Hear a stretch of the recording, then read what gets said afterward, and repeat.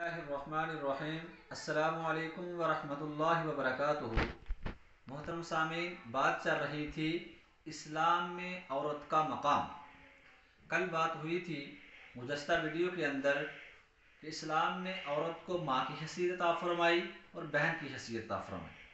آج تیسری حیثیت کے اوپر بات کریں گے کہ اسلام نے عورت کو بیٹی کی حیثیت عطا فرمائی۔ سب سے پہلے جب بیٹی کی پیدائش ہوتی ہے تو فرمایا کہ یہ اللہ کی طرف سے رحمت ہے، اور بیٹے کی پیدائش نعمت ہے۔ اللہ تعالیٰ نے بیٹی کی پیدائش کو ہی رحمت قرار دے دیا، رحمت ہی رحمت اللہ کی طرف سے۔ اور نبی علیہ الصلوۃ والسلام نے ایک حدیث مبارکہ میں فرمایا من عال جاریتین حتی تبلغ جاء یوم القیامت انا ہوا، یوں ارشاد فرمایا کہ جس شخص نے دو لڑکیوں کی پرورش کی، اچھی طرح اس کی پرورش کی یہاں تک کہ وہ جوان ہو گئیں، فرمایا وہ قیامت کے دن آئے گا، میں اور وہ ایسے اکٹھے ہوں گے۔ آپ علیہ السلام دونوں انگلیوں کو اکٹھے کرتے۔ ایک صحابی نے پوچھا ان کی ایک بیٹی تھی، یا رسول اللہ جس کی ایک بیٹی ہو، فرمایا جس کی ایک بیٹی ہو وہ بھی اس کی اچھی طرح تربیت کر لے، وہ بھی قیامت کے دن یہی اسی طرح میرے ساتھ ہو۔ تو اللہ تعالیٰ نے اسلام کے اندر نبی علیہ السلام کی برکت سے ایک عورت کو یہ مقام عطا فرمایا، یہ عزت عطا فرمائی کہ جس عورت کو، جس کے بارے میں اسلام سے قبل بتانا لوگ ناپسند کرتے تھے، عورت کی پیدائش کو ناپسند کرتے تھے اور سمجھتے تھے اس کے اندر، اور آپ علیہ السلام نے تو بیٹیوں کو یہ مقام عطا فرمایا، عورت کو یہ مقام عطا فرمایا کہ نبی علیہ السلام جب بھی سفر سے واپس آتے، جہاں سے بھی واپس آتے، تو سب سے پہلے اپنی بیٹی فاطمہ کے گھر جاتے اور جا کر ان کی خیریت دریافت کرتے۔ اور میں آپ حضرات سے بھی گزارش کرنا چاہتا ہوں کہ یہ نبی علیہ السلام کی سنت کو زندہ کریں۔ سفر سے واپس آئیں، راستے میں بیٹی کے گھر ہے تو پہلے بیٹی کے گھر میں جائیں۔ اگر ہم مثال کے طور پر بیٹی کا گھر نہیں ہے تو آپ ایسے کیجئے کہ فون پہ آتے ہی، سفر سے واپسی آتے ہی بیٹی کے ساتھ فون پہ بات کر لیجیے، انشاءاللہ سنت کا ثواب مل جائے گا۔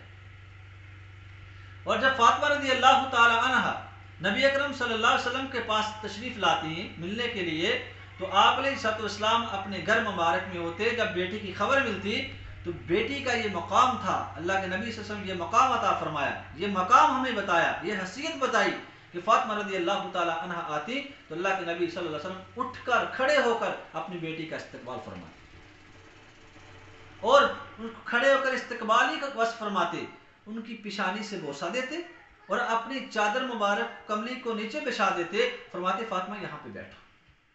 اس سنت کو بھی زندہ کیجیے، نبی علیہ السلام کی اس پہلو کی زندگی کو بھی دیکھیے، بیٹی گھر میں آئے تو خندہ پیشانی کے ساتھ اچھے طریقے سے استقبال کیجیے، پیشانی بھی بوسہ دے دیے حضور کی سنت سمجھ کر۔ اور میں نے جو حدیث پڑھی جس نے دو بیٹیوں کی پرورش کی، کل قیامت کے دن وہ اللہ کے نبی صلی اللہ علیہ وسلم کے ساتھ اس طرح ہوگا۔ اگر کسی کو یہ موقع نہیں ملا، دو بہنوں کا موقع مل جاتا ہے، اللہ نہ کرے کسی کا والد کا انتقال ہو گیا، بھائیوں کے اوپر ذمہ داری آ گئی، اگر کوئی اپنی بہنوں کی ذمہ داری کے ساتھ اس طرح پرورش کرتا ہے، اس کا بھی یہی مقام۔ پھپھوں کی ذمہ داری مل جاتی ہے، خالاؤں کی ذمہ داری مل جاتی ہے، بھتیجیوں کی ذمہ داری سر پہ آن پڑتی ہے، بانجیوں کی ذمہ داری سر پہ آن پڑتی ہے۔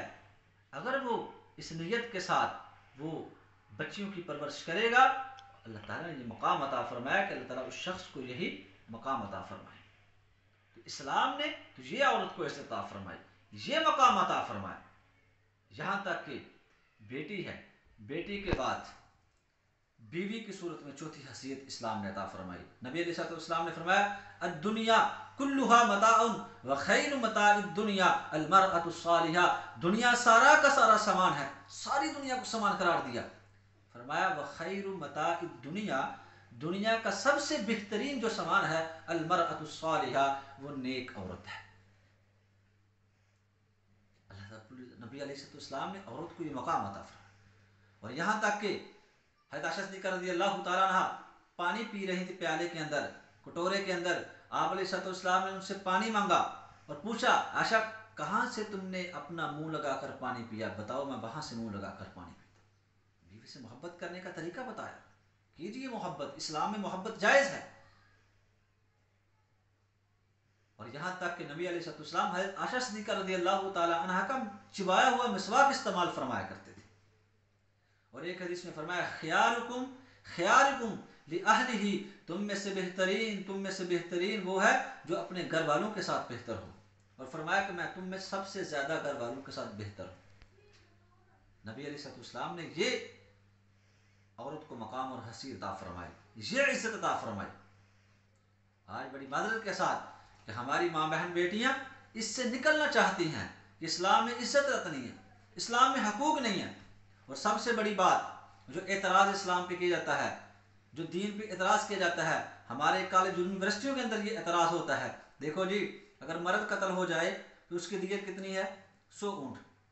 سب سے بڑا اعتراض جو ان کے پاس. اگر عورت کوئی قتل ہو جائے، عورت کا خون ہو جائے، تو عورت کی دیت ہے 50 اونٹ. دیکھو جی، اسلام کے اندر مرد اور عورت کی حیثیت جو ہے وہ برابر نہیں ہے، ان کا خون برابر نہیں ہے. مرد قتل ہو جائے تو دیت 100 اونٹ، عورت قتل ہو جائے تو دیت 50 اونٹ. لہذا قانون یہ برابر نہیں ہے، عورت کی حیثیت نہیں ہے، نعوذ باللہ. تو میں ان لوگوں سے کہنا چاہتا ہوں کہ آپ بات کو سمجھیے. اللہ نہ کرے کسی عورت کا شوہر قتل ہو جاتا ہے، جان بوجھ کر کوئی بھی قتل ہو جائے، جان بوجھ کر کوئی قتل کرے، چاہے مرد کو عورت کو، اس کا تو شرعی طور پر قصاص ہے، قتل کے بدلے میں قتل. قتل خطا، کسی سے خطا ان قتل ہو جائے، غلطی سے قتل ہو جائے. تو اگر کسی بیوی کا شوہر قتل ہو گیا تو اب اس کی دیت شریعت نے کتنے اونٹ قرار دیا؟ 100. اور وہ کس کو ملنے ہیں؟ عورت کو. کس کو ملنے ہیں؟ عورت کو ملنے ہیں. کیوں؟ شریعت نے بتا دیا کہ عورت کا کام باہر نکل کر کمانا نہیں ہے. عورت کا کام یہ نہیں ہے کہ بے پردہ ہو کر باہر نکل آئے، کیونکہ اس طریقے سے نہیں کما سکتی، کام کاج نہیں کر سکتی، مزدوری نہیں کر سکتی. اس لیے شریعت نے اس کے شوہر کی دیت کو بڑھا دیا عورت کی آسانی کے لیے. اور اگر عورت قتل ہو جائے تو اس کی دیت کتنی ہے؟ 50 اونٹ. اور وہ کس کو ملنے ہیں؟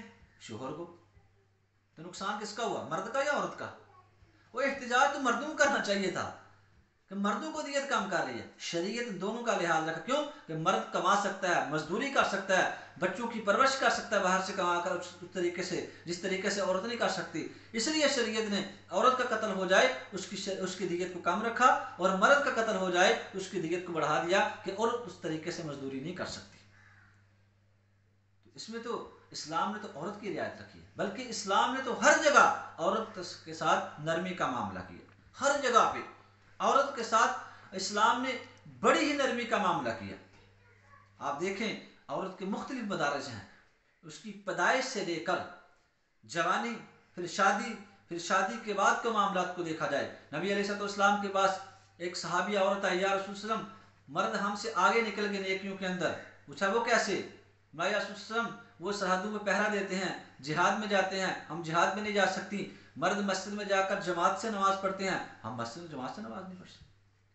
تو آپ علیہ السلام نے فرمایا دیکھو، جو عورت اپنے شوہر کے حقوق کو ادا کرتے ہوئے اپنے اللہ کے حقوق کو بھی ادا کرتی ہے، گھر میں چار دیواری کے اندر وہ نماز پڑھ لے وقت پر، جتنا اس کے شوہر کو مسجد میں جا کر جماعت کے ساتھ نماز پڑھنے کا ثواب ملے گا، اتنا اس کو گھر میں بیٹھ کر نماز پڑھنے کا ثواب ملے گا، گھر میں نماز ادا کرنے کا ثواب. اور فرمایا اگر کوئی عورت وہ رات کو اس وجہ سے جاگتی رہی، رات کو سو نہیں سکی کہ اس کے بچہ اس کو تنگ کرتا رہا اور رات کو سو نہ سکی، فرمایا اس کو اللہ تعالیٰ اتنا ہی اجر عطا فرمائیں گے جتنا ایک مجاہد کو، ایک مرد کو سرحد پر رات کو پہرا دینے کی وجہ سے اجر ملتا ہے. اس عورت کو گھر میں نرم بستر پر بیٹھ کر، گرم کمرے میں بیٹھ کر بچے کے جاگنے کی وجہ سے اللہ تعالیٰ وہ اجر عطا فرمائے. تو اسلام نے تو عورت کو بہت ہی نرمی والا معاملہ فرمایا، عزت اور مقام سے نوازا. انشاءاللہ اگلی ویڈیو کے اندر عورت کے ساتھ اسلام نے کتنی نرمی کی اس کے اوپر انشاءاللہ بات ہوگی. اللہ تعالیٰ سے دعا ہے کہ اللہ رب العزت ہمیں حقیقی معنوں پر دین اسلام سے محبت کرنے کی توفیق عطا فرمائے. وآخر دعوانا الحمدللہ رب العالمین.